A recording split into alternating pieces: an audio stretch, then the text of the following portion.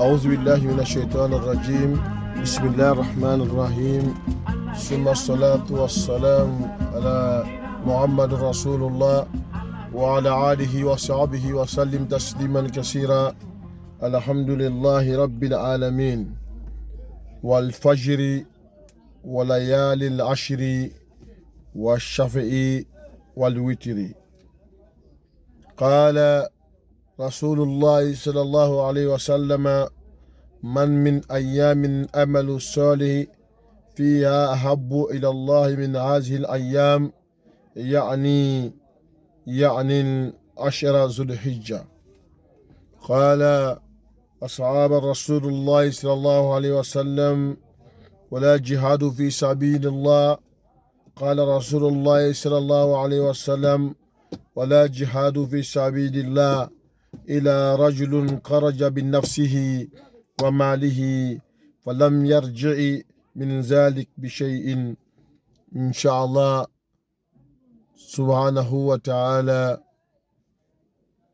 نسأل الله أن يوفقنا إلى فهم صحيح. الحمد لله. anga kutubake inshallah bijumalo ina. Alhamdulillah, amna na résumé doni ke bi anga kuma burla mika aburla otma zulhijja lika. Zulhijja mi kaloye farafin islama kalo mi na bebe kalo tanflanana. Inshallah o kalo ni masa Allah subhanahu wa ta'ala aye otma kalo ni mangutu wafana aya mangutu ko tere sultan ba kono. O sultani nafa ka bon, o sultani korda caman b'a kɔnɔna na. A y'an lali k'a bɛ kali sultan in nafa la. O kosɔn masa Ala a bɛ kali a ka danfɛnw na. Ni ka ye Ala bɛ kali danfɛn fɛn fɛn na, sege nafaba de bɛ o danfɛnw na. Mais Ala subhanahu wa ta'ala ko n'an bɛ kali an bɛ kali ale Ala la, mais Ala ale bɛ kali o tuma a ka danfɛnw na.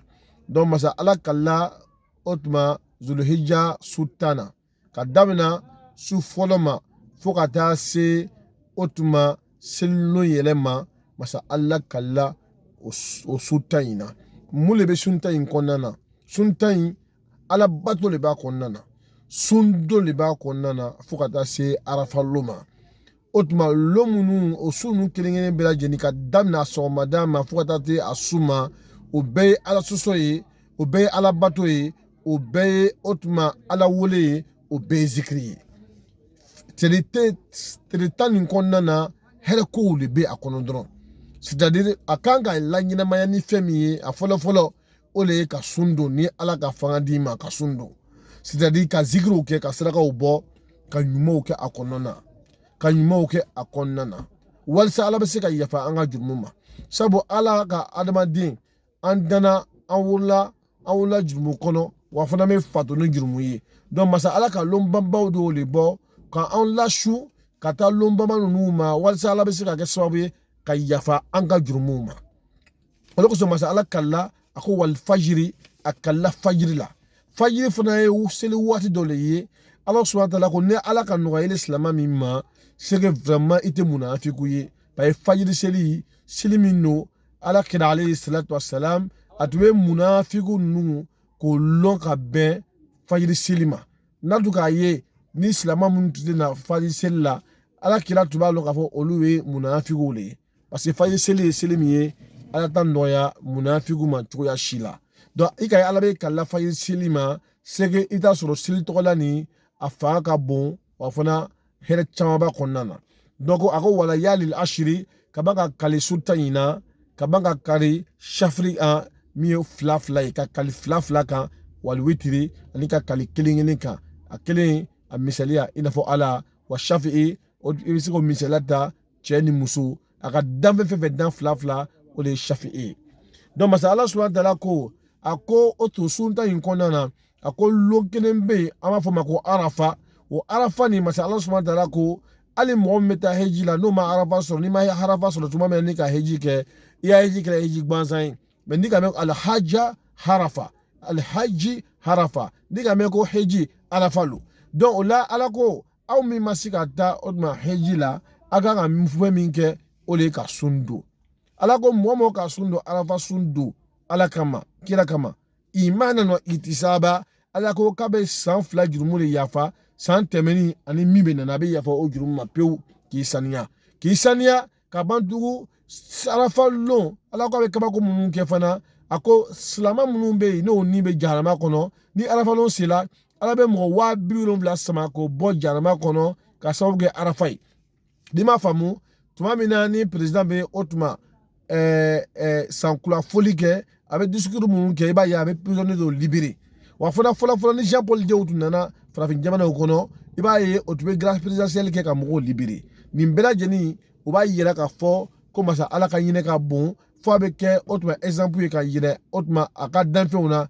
k'ale ala subahana taala bɛ hinɛ donc la arafa a nana hinɛ le kama lon bɛɛ lajɛlen ka ɲɛmɔgɔ o ye arafa le ye kalo bɛɛ lajɛlen ka ɲɛmɔgɔ o ye sunkalo kalo le ye donc arafa ye lon ye lon min ni ala ka bila i si kɔnɔ i kan ka ala fo k'i cɛsiri o de kosɔn ala kira alayhi salatu wasalam a ye arafa nafa fɔ a ko fɛn tɛ yen o tuma o lon na min fanga ka bon ala bato la ka tɛmɛ arafa ka la ɲɛnamaya kan sababu ko ala kira ma alayhi salatu wasalam wala jihadu fi sabilillah ko hali ni jihadi c'est-à-dire mɔgɔ min sala jihadi kɛnɛ kan rasul ko alayhi salatu wasalam qal wala jihadu fi sabilillah a ko wallahi fo hali ni mɔgɔ min sala jihadi o tuma kɛnɛ kan i ka baraji ka bon n'a ye ala kira nana fɔ illa rajulun fo cɛ kelen kharaja bi nafsihi cɛ min bɔra n'a ka ni wa malihi n'a ka nafolo falam yarji a ma na abadan min zalika bɔ o jihadi kɛ yɔrɔ na bi shay'in a ma bɔ o jihadi kɛ yɔrɔ na a bɔra n'a ka nafolo ye a bɔra n'a ni n'a ka nafolo ka taa jihadi kan ka taa sa o tuma a taara fana a ma nimisa ala kira ko alayhi salatu wasalam e bɛ taa sɔrɔ i n'a tilamɔgɔ ka baraji bɛ se ka kɛ kelen ye o sira fɛ mɔgɔ min sera jihadi kan ten wallahi i arafa mɔgɔ min ka arafa la ɲɛnamaya i ka baraji ka bon n'o bɛɛ ta ye inshallah donc o la nin ye o tuma walada ye an ka min sɔrɔ ka fɔ silamɛw ɲɛna ko o tuma ni ala ka arafa bila i si kɔnɔ lolo i kan ka ala fo ka ala tanu sabu mɔgɔ caman bɛ yen arafa lo tɛna kɛ olu ɲɛna ka arafa bila o tuma an ka ɲɛnamaya kɔnɔ k'o kɛ hali bi ala ma kɛra wa fana ala nana kuma biga min kan ka kɛ o tuma saraka ye misi bɛ yen ala ka saga kuma fɔ ka saga cɛman fɔ o kan ka kɛ o tuma arafa dugusajɛ min ye seli kɛnɛ ye seliba kɛnɛ ye o kan ka kɛ saraka ye saga cɛman a musoman bɛ bɛn a cɛman nafa de ka bon n'a musoman ye bakɔrɔni ale cɛman ka fisa ni a musoman ye n'i ma cɛman sɔrɔ i b'a a musoman kɛ saraka ye misi o tuma a cɛman i b'a kɛ o tuma saraka ye ka bɛn ka kɛ liya ye o tuma muso fana bɛ se ka kɛ a ye mɛ a cɛman nafa de ka bon ɲɔgɔmɛ fana cɛman o nafa de ka bon ni ɲɔgɔmɛ muso ye mɛ n'i ma cɛman sɔrɔ a muso bɛ se ka bɛn mɛ masa ala subahana taala ka yira k'a fɔ ko n'i bɛ fɛ ka saga kɛ liya ye saga min bɛ kalo 6 bɔ a ɲɔgɔn na o bɛ kɛ liya ye kana taa saga san saga min fasala ni ka saga nin yɛrɛ garaka kolo ye i bɛ se ka jateminɛ kɛ saga foforo dabakala o tɛ se ka kɛ liya ye fɛn min man di ye i kana di ala subahana taala ma Allah ko ale ala cɛ ka inna Allah jamil yuhibbul jamala ala cɛ ka ye o tuma fɛn cɛman ni ka d'a ye a tila k'a fɔ tugun ko i bɛ se ka o tuma min kɛ saraka ye tugun o le ye o tuma bakɔrɔni ka san 1 sɔrɔ ka don san 2nan na o bɛ kɛ liya ye inshallah wa fana i bɛ se ka o tuma misi fana kɛ liya ye misi ka taa o tuma ni misi ka san 3 sɔrɔ o bɛ se ka kɛ liya ye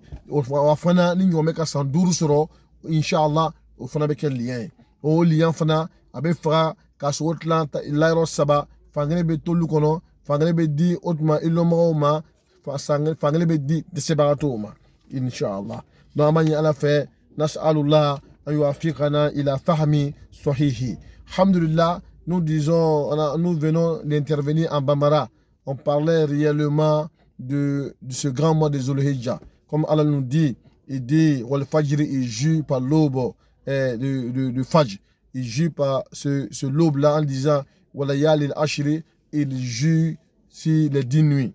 Les 10 nuits qui sont les nuits de Zulhijja. C'est-à-dire que le jour marquant, le premier jour de Zulhijja, compté à ce jour-là, jusqu'au 10e jour, ces jours-là sont pleins de richesses et de bonheur pour le musulman. Et Allah, tu vois que Jésus est une créature, c'est que cette créature-là, elle est vraiment très très importante. Donc il nous dit, il nous exhorte de glorifier Dieu dans ces 10 jours-là, de manifester Dieu et de faire beaucoup de zikr, de prières. Et surtout, il nous encourage de jeûner beaucoup, de tout faire, de jeûner beaucoup. Alors, si Allah t'a permis d'avoir la force pour jeûner, alhamdoulilah, jeûne pour en profiter, parce que l'homme est né dans le péché, il mourra, Inch'Allah, dans le péché. C'est Allah celui qui peut nous pardonner. Et si Dieu t'a pas facilité de jeûner ces 10 jours-là, fais un effort le jour de Arafat, en tout cas jeûne, parce que Allah dit, le jour de Arafat, c'est un jour, lorsque tu jeûnes, tu as 2 années, péché pardonné. Le péché, les années passées, l'année passée que tu as dû pécher, Allah pardonne cette année-là. Et l'année qui arrive aussi, Allah pardonne encore l'année qui vient aussi. Pour te rendre pur avant que tu croises ton Seigneur. Et Allah nous dit, il dit ce jour, il n'y a pas un acte qu'on peut poser encore plus méritoire que faire des adorations dans le mois, dans le jour de Arafat. Parce que le jour de Arafat, Allah subhanahu wa ta'ala dit, il délivre des musulmans emprisonnés dans le barzak qu'on appelle Tahta Jahim. 70 000 prisonniers enfermés par Allah. Allah les délivre le jour de Arafat. Chaque heure, 70 000 prisonniers de Allah subhanahu wa ta'ala qui est dans l'enfer. Donc, c'est les grâces présidentielles de Allah subhanahu wa ta'ala. Donc, voilà pourquoi Allah dit, si les deux frères qui sont emprisonnés dans l'enfer sont libérés, mais toi, le vivant qui implore Dieu, est-ce que Allah ne peut pas te libérer de tes péchés? Allah va te libérer de tes péchés parce qu'Allah, il est clément. Donc, il faut que réellement, il montre aux gens qu'il est clément pour qu'on puisse, on puisse voir les actes de Allah subhanahu wa ta'ala et faire du bien, comme la manière qu'il nous enseigne. Et Allah subhanahu wa ta'ala dit, le jour de Arafat, il a dit une fois à ses sahabats, il dit celui qui gagne le jour de Arafat, en tout cas, il a marqué réellement quelque chose de positif et pur. Et les sahabats disent que même celui qui meurt dans le chemin du djihad, et puis c'est à cause de Dieu, est-ce que ce dernier-là, on peut atteindre réellement ses mérites, celui qui gagne Arafat? Le prophète dit, voilà djihadu fi sabilillah, que oui, que même celui qui meurt dans le chantier d'Allah subhanahu wa ta'ala, alors tu peux avoir des mérites plus que lui. Il dit, sauf c'est celui qui sort avec sa fortune, celui qui sort avec son âme et sa fortune, et qui met sur le champ de bataille à cause de Allah subhanahu wa ta'ala, sans regret, alors c'est cette personne-là que vous êtes équivaut des mêmes récompenses, Inch'Allah, pour pouvoir réellement atteindre les mêmes mérites pour entrer au paradis. Donc ça montre tellement la grandeur de ce jour-là, et ça montre tellement la grandeur de ces 10 nuits de Zulhijjah. Donc, j'exhorte ici, les gens d'ici et d'ailleurs, de se concentrer sur les 10 nuits-là, en demandant pardon à Dieu, en se repentant, se confier à Allah subhanahu wa ta'ala. Et Allah nous demande que le jour après, à la fin du lendemain, on doit immoler les bêtes qu'on doit immoler, le mouton, le cabri, le buffle et un chameau. Tout cela est qualifié parmi les animaux qu'on doit donner à Allah subhanahu wa ta'ala. Un mouton qui atteint 6 mois, et on peut le immoler pour faire la fête du tabaski avec un cabri qui atteint 1 an peut aller comme bête pour immoler par Allah subhanahu wa ta'ala. Et le bœuf peut atteindre 3 ans et le chameau au moins 5 ans pour réellement faire la fête de la tabaski. Alors selon c'est les moyens que tu as. Mais cette personne peut se rallier à un bœuf pour avoir les mérites de celui qui a immolé sa bête pour la tabaski. Le chameau, c'est pareil. Mais le mouton reste pour une seule personne. Alors, je demande à tout le monde, ce mois qui vient de sortir là, les gens qui ont les moyens puissent regarder un peu les démunis, les pauvres qui n'ont pas les moyens, s'ils peuvent les apporter les moyens pour qu'ils puissent faire cette fête-là dans la joie, que réellement ils le fassent, parce qu'un jour tu partiras et puis un jour laisser tes moyens derrière toi. Ce qui te donne la là, c'est ce que tu vas récolter là où tu vas partir un jour. Qu'Allah nous aide et qu'Allah nous récompense, qu'il nous donne beaucoup de Arafat dans notre vie, Inch'Allah. Assalamu alaikum wa rahmatullahi wa barakatuh.